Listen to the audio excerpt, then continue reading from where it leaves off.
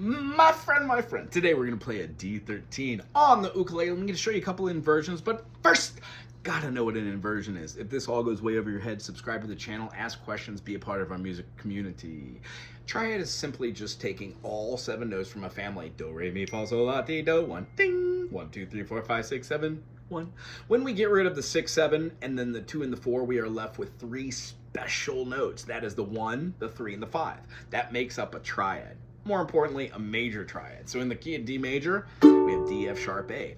When we add the 13th, we're gonna wanna put in a note that's not part of that triad. But to do that, we must add one more stable note foundation. When we have a triad, that's great. We can put on, but that would be called a D add 13. What we're not looking for is the D add the 13. We're looking for a D13, which includes what we call the minor 7th, or that dominant note, which allows the structure of a triad to have another note and builds a lot of stability. When we do that, we can see this being played as like putting on our first finger over the whole 2nd fret, or just playing a partial bar over the E, A, and the C. When we take our pinky and play the not the pinky, play your ring finger. It feels really good. You could also do that, but that kind of feels weird to have 2 in the middle and doing nothing. Lazy. So when we're doing this and we have our big old bar and then we're playing this, what we view here is being like a B minor. When we move one finger up and we play that excited note, that tension is built, we get ourselves a good old-fashioned D13. Why? Because we're adding in the minor 7th, and then we're also adding in our extension note. When we play that 13 over the top, if we were to play our D, F sharp, and then play our C, that is our 1, 3, and then our minor 7. By adding just that note, we also get that. I'm not the biggest fan of that chord itself. It feels a little too tense because of that diatone, but you know, that's kind of what we're shooting for with the concept here.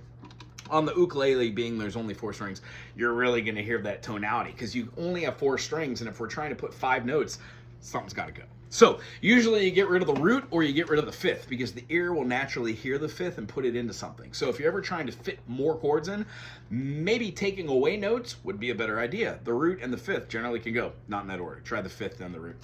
All right, as far as another great way to play that, I would say you could go to the 5th, bar the whole thing up, play your middle finger on the 6th fret of the C, and then play on the 7th fret of your E. That also gives you the feeling of that tension, but it gives you a little bit of that feeling of having the minor, the major 6 interval, the what we would consider over the top of the D, the B. When we do this, we can also play this one and move it up. I'm not familiar doing a big stretch, maybe here from our 8 on the E, playing the 9 on the C, and then the G, play the 12, and then pinky all the way to top. Feels good as well. We can play these chords out, but one of my favorites when I'm just trying to build that tension would most definitely be this.